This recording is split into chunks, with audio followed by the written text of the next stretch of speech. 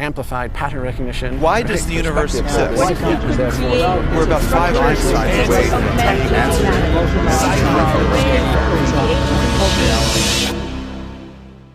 Welcome to Think Tank. This is a podcast where in each episode we pick a topic and discuss it with industry professionals and thought leaders in that industry. I'm Josh Gonzalez. And I'm Braden Drew. And we're the hosts of Think Tank. This is episode 3, where we're talking about mobile 3D capturing technologies with Anton, the CEO of GeoCV. GeoCV is a computer vision company that uses next-generation 3D cameras to transfer physical reality into virtual reality, all with just a mobile device. Essentially using tablets or phones with 3D cameras to create 3D models of the environment, all by using your mobile device to scan the area around you. And in this conversation with Anton, we'll be bringing up ideas, philosophies, processes, among other things, and just try to get different perspectives on this topic. This episode was recorded in San Francisco, California, but the intro was recorded back home in Toronto in our studio. Let's get right into it. Why don't you tell us a little bit about your company? I'm Anton, a co-founder and CEO of GeoCV, and GeoCV lets everyone capture the world in 3D using just your mobile phone. So with our mobile app, you can 3D scan the space around you, any person or any object, and get a high-quality 3D model. Then you can put the 3D model on a website to share it with your friends, or you can put in virtual reality to let other ones immersively view your space. For example, if you're a real estate agent and you want to sell a house. Wow, that's really cool. Where'd you get the idea? Like, what made you think, this is going to be really big in virtual reality, and this is the thing we want to do? This is the thing we want to focus on. Well, me and my co-founder, we were working in 3D computer vision industry for 9 years, and we did some projects in 3D before that. And our previous startup was about 3D modeling of building facades using just photos. It was a successful startup. We have sold it, and after that we were thinking about what's next, and we decided to build a solution for 3D scanning of interior spaces. But while we were thinking about this solution and developing it, Oculus has been acquired by Facebook, and 3D cameras has started to appear in mobile devices, at least in the prototypes for developers. And that's why we understood that we're on a mission to give everyone a tool for capturing the world in 3D. And why we believe that it is so crucial, because our world is really 3D, and before that we just didn't have technologies to capture in 3D. But now we have, from the one side, the technologies to view it in 3D, like virtual reality headsets, augmented reality glasses, stereoscopic displays, and so on. And the technologies for capturing it in 3D are also appearing in consumer market, like depth cameras are coming to mobile devices. That's why it's the perfect timing to finally deliver this kind of tool to everyone. So what do you think that people are going to be using it for? You think that it's going to be in everybody's phone and we're all going to be using this to capture and scan the world and share it with people? Yeah, I will divide it in like long term and short term. In long term, assume that you have a 3D scanner in your pocket, and you also have a 3D viewer that is the same phone inserted into a virtual reality headset, and you are quite used to consuming and creating everything in 3D. That's because that's the best way to share it. It's the most truthful way. In this nearest future, you can capture everything in 3D and use it just as you use photographs. So you can compare it like with black and white photo and colored photo. When you have a color camera, you capture it in color. When you have a 3D camera, you capture it in 3D. But in short term, while all these technologies are emerging, we see more opportunities in some business applications, including real estate. But we are not limited to that. For example, home design and architecture are other very valuable applications that can benefit from technology today. So would it be like the real estate agents using this, training them to use it, or would it just be very simple for anybody to pick up and just part of their phone? Yeah, it's very simple. It's similar to scanning, to capturing video in terms of time and effort. And it's basically you scan, and you try to like paint the holes so you can walk around the place to scan all of it.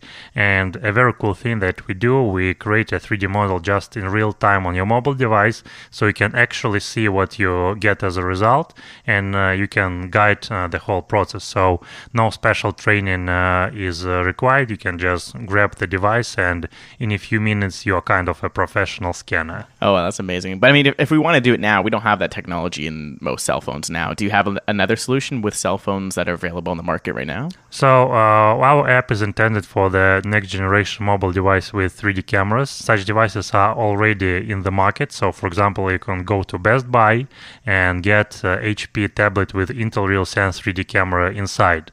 And more devices will appear this year and next year. This topic is pushed hard by Intel, by Google, by Samsung, and even Apple has acquired two companies that are developing mobile 3D cameras. And eventually, like in a year or two, they will be embedded into iPhones and iPads.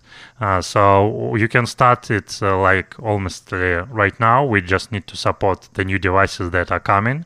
And in a year or two, it will be a kind of commodity, at least in high-end phones like iPhones and Galaxies. Well, it's amazing that you're starting now, like just right on the brink of it. Yeah, we need some time to develop and to polish our product. That's why it's better to start now, and I think it's the best time, because if we started like many years ago, we will require to develop our own hardware. Now it's not a problem because the hardware is becoming a commodity, and at the same time it's not a good idea to start in a few years after that, because at that time someone else like us will already have a good enough technology to conquer the market. Yeah, and people will just be using that. Yeah, exactly. That's really cool. So it really is the perfect timing for you to be working on this type of app. Yeah, sure. And for startups, as you know, timing is one of the main criteria for success. The key aspect, yeah, the timing. So with the 3D modeling of the space, could you also use that 3D modeling with a 3D printer? Could you scan like smaller and tinier objects and be able to take that model and Yeah, use it you there? can even find a sample 3D scan made for 3D printing on Sketchfab, where we uploaded some of our sample scans. So you can scan smaller objects like people and something smaller than people. Our software currently doesn't have any limitation in terms of size, but hardware has such limitations, so the resolution and the range of the sensors is pretty limited. That's why you can't scan very small objects in high level of detail. But if you scan a person, for example, it could be pretty good. And what's like the data management system for that? Like, does it take up a lot of data, or is it like very compressed? So the source data takes a lot of gigabytes, because it's video and it's depth measurements, and depth measurements are not the best media to compress. But the output file is pretty small. For example, the whole 3D model of a 2-bedroom apartment can weigh like 20 megabytes. Well, I guess it's more for capturing post-construction.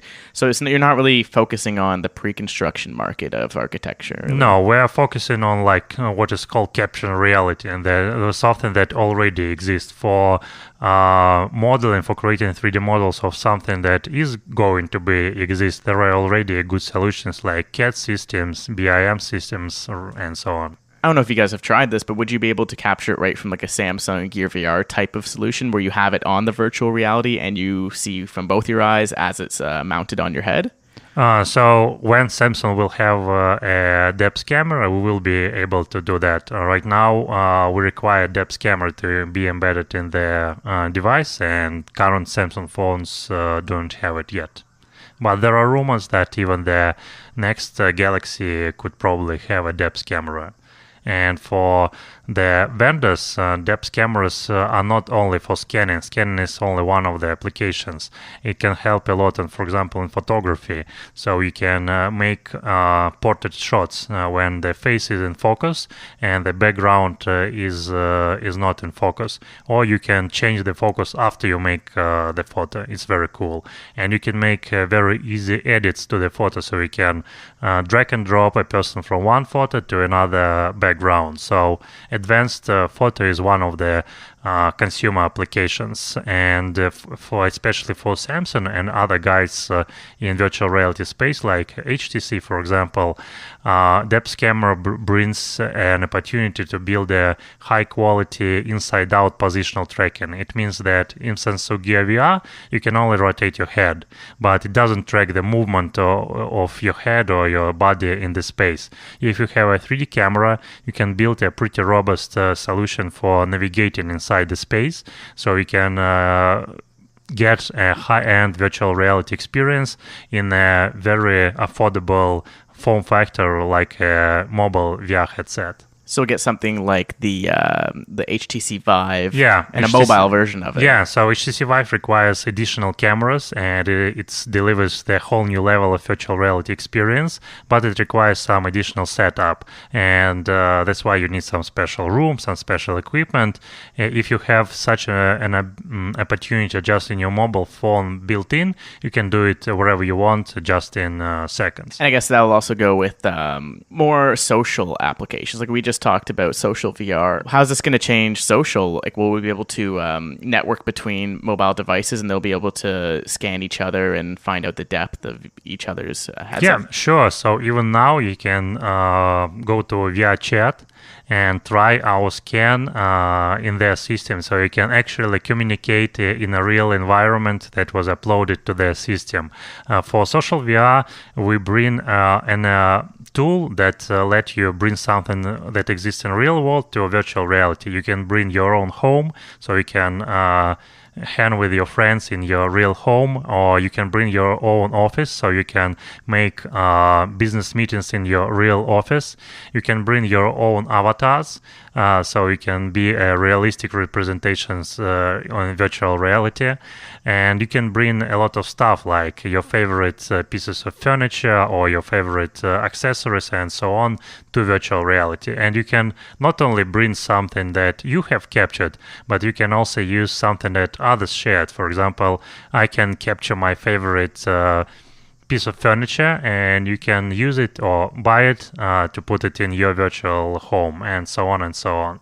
So it's a kind of a tool to bridge the gap between physical reality and virtual reality. That's exactly what I thought. This is really bringing. Like before, we were just putting our head in there. Then we were putting our hands inside virtual reality. Now you're giving us the power to take anything from the real world into this virtual reality. Yeah, and even for augmented reality, it could be even bigger, because in augmented reality, they try to completely eliminate the border between what is physical, what is real. And that's why if you can easily capture the real world and transform it, for example, you really bridge this gap. It's almost like in those sci-fi movies where you have a chair that just looks like it's all white, and then in that movies they can change the skin and the color of the chair just at a touch of the button. Yeah. That's brilliant. That's revolutionary. It's like how we have the phone, and before you could transfer your voice over space and time, now you'll be able to transfer your entire bedroom or your favorite toys or anything like that. That's amazing. Yeah, and Star Wars are coming, so you can see how R2-D2 projects some kind of a hologram, and what we do is basically a tool for capturing this hologram, so we can capture everything in 3D and then use new technologies for viewing it in 3D. Virtual reality is one of them, but also there are more forward-going devices like holographic displays, for example, that are making us close to this Star Wars future. Definitely a utopian future that I'd like to live in. Very colorful. Utopian, yeah. And that's good. That's what I like about this whole place here. Everyone's pretty optimistic about the future. A lot of people are very pessimistic, oh, what's going to happen when we're all using virtual reality? Are we going to shut ourselves off from reality? Are we going to run away from our problems? But I don't think that's the case. I think stuff like this will help us fix that. So I guess guys here, they try to keep the balance between being optimistic that VR will take off and we will get used to that, and as other point, being realistic that it won't happen maybe that fast. That's why we need some viable business models and bring value today, not in 3 to 5 years from now. It's really hard though, because like there's not a huge consumer market right now, and especially you're creating software for devices that aren't in everybody's pockets yet, but you're getting ready for that. So how do you keep that balance? First of all, you need to have a really big vision, and sure, you should believe in that. And for me, because I was involved in 3D computer vision for really 11 years, it's kind of an eternal dream and total belief that it is valuable. It's the most truthful way to capture and share the world. So I have no problem with that. On the other side, you should understand what you can really bring today. That's why we are concentrating now on business applications that do not rely on virtual reality that big. For example, for the same real estate, if you are searching for vacation rentals on Airbnb, having a 3D model there, it will definitely benefit you even if you look at it on a 2D screen. The same for home design, for architecture. So we currently are not so binded to virtual reality emergence. It all seems very good and uplifting that you're able to have the architecture almost like a fallback, but your goal and your wish is you want that to come into fruition. You want the Google and Intel to really push the technology so you can use this amazing tool to start giving people the creativity to bring their own personal space and to connect that at a social level. Yeah, I guess that we have, and it's better in this area to have some kind of balance between big vision and small particular steps. So maybe every really big company started with something small, like Facebook was not a network for everyone, it was a network for Harvard. And then it could scale to other people. The same with us. We can start with real estate and architecture, and then we can scale to other industries and consumers. Right, and use that technology for other means, yeah. What do you think other people would be using it for? So I guess it's even hard to imagine what we can use this technology for. For example, while we didn't have a camera in our phones, I couldn't imagine that people will take selfies or take photos of their food. But now it's a commodity. I think that it could potentially be a new kind of media that eliminates 2D photo just to 3D photo. So you will take basically everything that you currently take pictures, you will take 3D photos. If the technology is robust and simple enough, if it's just one click. Right now we're developing, I would say, more advanced technology for scanning, so it will take you a few minutes to scan something. That's why it brings the most value when you need to show something remotely, like a space or a good in e-commerce shop, for example, furniture or a car, so it's like a remote visualization. And also it brings value for something that is related to volumetric geometry, for example, like 3D printing or measurements or modification if you want to see how your room looks like with different furniture and so on. I think that 3D modeling software is great for tasks that require modeling. That's something that doesn't exist. It's kind of artistic stuff. And capturing is basically a very technical task. You can compare it like with painting and photo. If I want to just capture the moment, I better take photo than I make a painting. So it's the same with modeling and scanning. Yeah, and it's just getting more real and real. Because I'm assuming that it'll also take all the color and all detail, right? Not just the wireframes. Sure, and the meshes. And also the level of detail of real world is much, much bigger than any modeler can reproduce, because he builds it from bricks or he needs to spend a lot of time on curating all these details.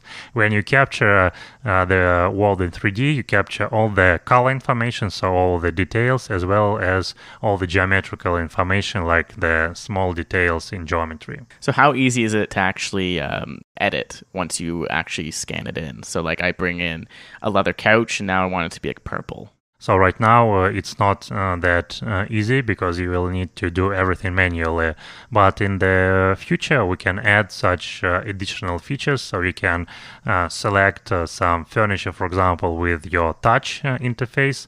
You can delete it, and we have algorithms to fill in the space that was behind this couch, for example, and then use some kind of technologies to select, for example, a wall and change its color. So you're almost going to build with all these scans, like a library of 3D objects that you can just pick and choose. You can almost just start with a space and just scroll through all the things and just pick and choose, delete, drag, drop, customize. It's almost like a designer's dream world. Right, yeah. Have you thought of that, like doing a platform, like almost keeping a library of all the 3D scans? So we definitely think that having the access to all this data is beneficial. We haven't thought about the exact way how to use it the best way. We see ourselves as a provider of the capturing solution, and a lot of stuff can be added upon this potentially by third-party services. Like you can assume that there is a solution for taking photos, but then there are different solutions for like sharing photos, for editing photos, for buying photos, and so on. We can't be all of them, so we are focusing on the capturing side. Well, that's great, because then you're actually solving real problems. Yeah, I guess that in the future, a lot of valuable services can be built on top of this new media, as it was for every other media like photos and videos and so on. And we are solving some kind of a core problem, because in contrast to taking a photo or a video for scanning, when you stitch all this data together, you need a lot of very advanced computer vision algorithms to make this really work. So is it full 360 too? So I think that there is kind of a people call by 3D or 360 different stuff that are very different. From my point of view, 360 is the best term for like panoramic images or 360 videos that are basically not 3D, but you can like rotate your head and change the angle, but you can't move inside. You don't see the stereo image, and you can't measure anything. In contrast to that, we deliver real 3D models. You can compare it to computer graphics in a game. So we can move freely. You see the whole volume, so we can easily see it in virtual reality in stereo. And you can measure everything because the model is metric. It's not just photo. Do you think it would ever get to the point where you'll be able to 3D scan and capture it while you're moving? So let's say you were taking a journey or a train ride, or you're riding your bike through the city, that you could be recording the whole time to get an actual environment as you're going through. So I guess you can capture it even right now with current cameras, at least stereo cameras or light field photography cameras. And I guess everything has to be static while you're capturing right now. Yeah, right now we're focusing on static environments, people that are standing still, and objects that are not alive. And we think that for this kind of use cases, we can deliver the highest quality. There are other companies in this space that are focused on capturing live stuff, but they require several cameras, so it's a special setup, and also the quality is not that good. Yeah, at this point, it's still pretty. Yeah, it's pretty bad right now. Like, I mean, even like with the bubble cam, it's pretty cool. Like the 360 videos, it's pretty cool. But I mean, even for this, the quality's not exactly there just yet, especially for using a headset. Have you found that a problem? Like, actually, like reviewing all the scans in virtual reality, or does it look just fine? Sure, we need to work a lot on the quality to make it really photorealistic. We're working on a very special technique for rendering our 3D scans that would deliver really photorealistic quality, but it's a kind of a research state right now. And usually scan data or 3D model data, they look like artificial because people see a lot of artifacts. So we are on the way that we have found a way to like mix the photos and 3D data to show something that is at the same time three-dimensional and at the same time photorealistic. Do you have to do a lot of touch-ups by hand? Like No, it's pretty good. purely automatic. It becomes a too tedious task, and it could be okay for professionals that want to spend a lot of time on each scan, but it's not okay for the guys like real estate agents or architects who just want the result. They do not want to spend time on the process. Right, like they don't want to learn 3D modeling Sure. techniques. They just want to press a button, have it done. So like you're obviously focusing on the user experience of it. Yeah. Like, that's got to be a huge part of it. Yeah, we want to be it really easy. Otherwise, we don't believe people would use it. Yeah, because it is a very hard to believe technology. Like it's something that you can't really wrap your head around, so it has to be very simple for the end user Yeah. to actually use. Otherwise, it's just way too complicated. Like there's no way you'd be able and to the do more it. simple it is, the wider like number of people are going to be able to have an easier time using it. And also with age differences, you want to have someone who's 10 be able to use this, and someone who's 50 or 60 Sure. who's not really used to using the technology in general. Yeah, I'm really curious to think of like if that becomes the next kind of Instagram, the 3D Instagram, how that would actually look like what a 10-year-old would use it for, as opposed to what like a 60-year-old or even like a 40-year-old professional would be using it for. And it's really, really funny just to think of the different ways people use the exact same technology. What would you use it for, Braden? I don't know. I think me personally, I would scan things that other people wouldn't scan. I would probably try to be more unique and be like, this is my favorite shirt that I got overseas or something that people wouldn't have in Canada, or this is something I made with my own hands that doesn't exist anywhere else. I don't think I would be like, haha, Starbucks coffee in 3D, or I wouldn't be like that mainstream consumerism, but definitely I would have something personal. And I think that's what's so beautiful about this, is that anyone can choose whatever they want to do and 3D make it. So it's more real. It's just more special in my opinion. Yeah. Is there a way to capture just the meshes? So like just all of the polygons? And like without the actual texturing and everything? Like so it's just the wireframes and Yeah, meshes? so we capture the whole mesh, we produce the whole mesh, but if you want, you can like show it without texture, and usually it looks very beautiful Yeah, it because looks the so geometry itself, it looks very cool. Oh, I definitely do an art project with that. I want to see how an artist would use it. I want to use this. Can I get a hold of this? So right now we're limited to some particular devices, but very soon you can use it, or I can just share the device with you for you to use it. Absolutely. So what's the devices you guys are using right now? Currently we're using Google Project Tango plus PrimeSense. So Tango is a developer version of a tablet that has a 3D camera inside. And PrimeSense is a company that has been acquired by Apple. They were the company behind the first Kinect. How'd you reach out to Google to get that? Did you have the idea first, or did you get your hands on the device first? Then you're like, we want to build applications. No, we had our idea first. So even before Google Project Tango, because we understood that we would like to have like large field of view to have a robust solution for capturing interior spaces with a lot of flat surfaces without color. We built our own 3D scanner based on several Kinects and DSLR camera. And then in a few months, Google Project Tango appeared, and then Intel RealSense has become more and more popular, and we understood that we should not spread our resources on building hardware, because very soon it will be just delivered to the hands of everyone in the world. We should focus our effort on the software. Wow, so everyone will have it. That just gave me a really good idea then. Have you tried the Leap Motion? Just as a user. Yeah, as a user. So will it be similar to that? So if it's in the Gear VR and they have a depth sensor, will it be the same kind of tracking system as the yeah, I guess Motion? it could be the same thing, but I think that for VR, this kind of experience where you need to put your hands in front of you is not very intuitive, because sometimes you need to do stuff somewhere. That's why you will probably need some different kind of technology, more wider field of view or whatever. Have you thought of any like potential problems with the technology of computer vision and scanning? Like what are some, like, I don't know, even the cultural problems with that? Have you ever really thought of, maybe not so far as like the pessimistic side of it, but possible fall downs of it?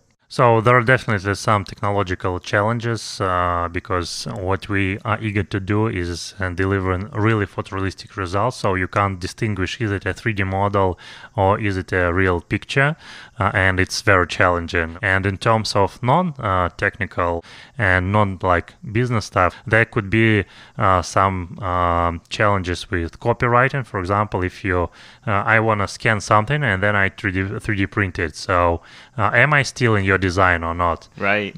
So it's an open question. Wow, that's very interesting. I never thought about it that way. Yeah. That's brilliant. Or like just making a Braden. I want to make a virtual version of you. I just want to scan you and steal you, have your entire being in my computer. I wouldn't say something like a whole person, but definitely certain small objects. You're just like, oh, I don't want to spend money for that. Oh, There's right. so many knickknacks. Like, oh, just take out my phone. Whoop, I'm gonna go print it when I get home. No, but that's great for like little pieces. Like those little $2 pieces that you order on Amazon and stuff. You can just 3D print it now. Yeah. But I guess, so then things like Thingiverse, would you be able to just scan and put it right in there rather than having to model it and then put it into, into the Definitely. software? So it's, I guess that, of course, some people are makers and they will spend some time on modeling stuff and put it in the metaverse. But the most of us are mostly consumers, and it's easy for us to take a picture. It's much difficult for us to make a painting. And so we can take a lot of scans and put it because it's something that is easy for us, and some object that already exists. It will be much harder for us to like create something, model something manually. Wow, yeah. So it's like democratizing 3D modeling, essentially. Sure, yeah. I mean, not from creating like brand new items, but I mean from things that are already kind of existing in real life anyways. Yeah, or at least you can use it like a piece for further modeling. So you can capture this, and then combine them or edit them. And I think the genius behind it is that there's so much stuff that's been created out there that even when you just type in on Google and certain images and stuff, there's so much out there like, oh, I want that. You don't really need a custom 3D model or create something to really get the perfect space that you want. I think you hit the nail right on the head that most consumers will find those objects already existing in reality, and then you just need to get those scans and upload them, and then they'll be just using that content like crazy to make their own personal spaces. Yeah, and I also guess that our vision is that 3D viewing technologies could be a very valuable driver for 3D capturing. So when you like think what I would capture, I won't capture Starbucks. You won't if you are not used to viewing everything in 3D. Now assume that you have not a flat screen, but you have a 3D screen and you spend a lot of time on virtual reality, and it's just not the best way to view photos in a 3D screen or in virtual reality because they just do not fit. That's why you will capture everything in 3D, just because, not because you get some additional value for that, just because they fit the viewing techniques that you're used to. Yeah, it's for the right medium, right? Yeah. It's for a 3D medium. People are going to be wanting 3D content. Yeah, sure. Yeah. Instead of just viewing just regular photos in like Flickr, even 360 photos now, I think Flickr just released their app. Yeah.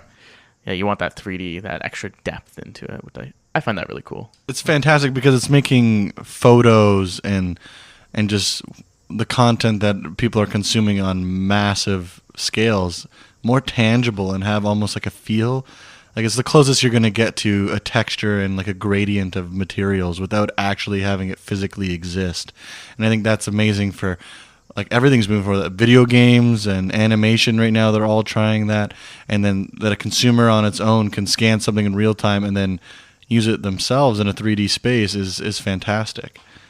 It's pretty cool. I think that's something that I would personally use, and it's a good idea. Yeah, and I guess the first time you will have some kind of wow effect, but the best thing will be when you just forget about how this is done, and you will just treat it like a regular physical or virtual object, and you won't think about how this was done. For example, how you don't think, oh, how the photo was done or how this video was captured. It's just you are like consuming or using the content. You are not thinking about the technology behind that. So that's what we want to become, to provide you such kind of technology that is invisible for you. You just use it and you don't think about that. And for me, there was such kind of a moment in virtual reality when I first tried it, I've always looked at how the technology works. Oh, how good the 3D model is created, or oh, how good my head is tracked, or how can I move, and so on. But then I was showed a visualization of a Tesla, and it was some kind of shopping for Tesla. So you have a sales guy that tells you about the car and shows the car in an interactive way. So it shows you first like the exterior, then the interior. He opens the door, he puts it in the air. You can look inside all the wheels and engine and so on. And in a few minutes, I forgot that I'm in virtual reality. I started watching the Tesla, the car. So for me, it was like this aha moment, saying that this is really so immersive that you just forget that it's kind of a technology. You are starting consuming the content, and it's very important. So when the technology disappears and you just starting using without thinking it, then it could really become something that everyone can use. Yeah, just like our regular camera phones right now. You just pull it out, snap a photo, and if it's that easy to do it in the 3D, it'll just be insane. That's just like the next step. It's the next logical step for this technology. I really do think that there's a huge market in it. I mean, like from everything from business to consumer, it just makes sense for me. Like it's something that, I mean, there's just so many different applications, and just being able to focus on the one thing, that's the hardest part, honestly, because you're probably so tempted to be like, okay, well, we can do this, we can also do this, but let's just focus on the one thing. How do you keep your focus with that? We showed our tech to really hundreds of potential customers and just random people at different events. We had a long list of use cases. Then we cut them down to 10.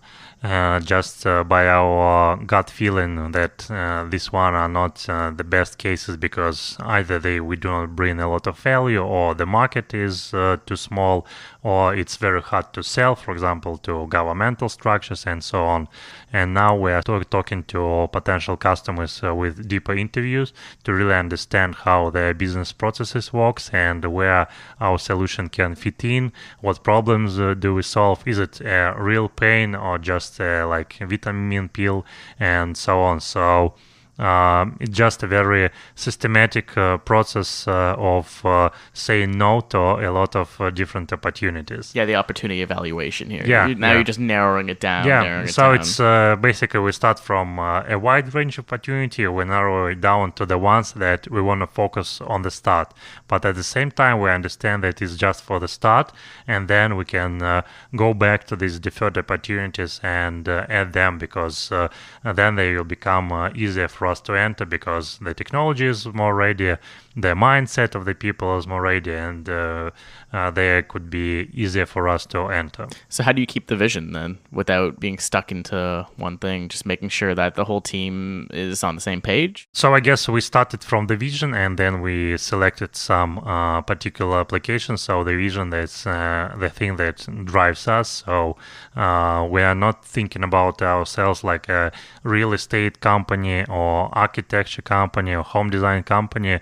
We're thinking about ourselves like a 3D capturing technology company that can be beneficial to real estate, home design, insurance, and so on. So vision first, particular applications second, but at each particular applications, we really try to understand our customer the best way and to provide him the solution that he needs, and not the solution that everyone else can need and he needs also. So it's kind of a step-by-step process. You can start from delivering a solution that really solves the problem for a specific industry, and then you can use 80% of this solution for other guys. Yeah, and then whoever else finds use for it, they can use it. Yeah, you always have some like industry-specific features that, for example, in real estate, creating virtual tools where you guide the customer through the property is valuable. In other stuff, it won't be valuable, but it's like in addition to the core technology, it doesn't change it too much. So we can reuse the core technology for different applications. Well, I can't wait to see where it heads, like after the very first wave of it. Yeah, for sure. All right, I think we're about done on time here. I'd like to thank Anton for you coming out here and Thank you, spending your guys. time. And if there's anything you'd like to plug or add, feel free. Yeah, you can go to geocv.com. We have a video showing some applications there, and we have some sample 3D scans. You can try them by your own. Go to Facebook and like our Facebook page, and we usually post some major news from the 3D industry about the market, about the technologies, and you can also subscribe to our newsletter on the website. Awesome. So there you go. Go to geocv.com. Yeah, Awesome. Thank you so much, Anton. It's been a pleasure. thank you guys. If you enjoyed this talk and want to check out more, go to our website at thinktankcast.com and subscribe with your email so we can send you all of the latest episodes, news, and updates right to your inbox. Also, on our website, there will be show notes for this episode, some links to the things that we talked about, and more detailed information on our guests. If you want to see the video of this episode, it'll be on our YouTube channel, which is also linked on our website. And if you want to keep in touch, we're on social media. Check us out on Twitter, Instagram, Facebook. We're at ThinkTankCast on pretty much everything, so you can find us on the web. And all of these details, again, will be linked to our website at thinktankcast.com. Hope to hear from you guys soon. Amplified pattern recognition. Why does the universe exist? Perspective. We're about 5 Einsteins away from getting answers.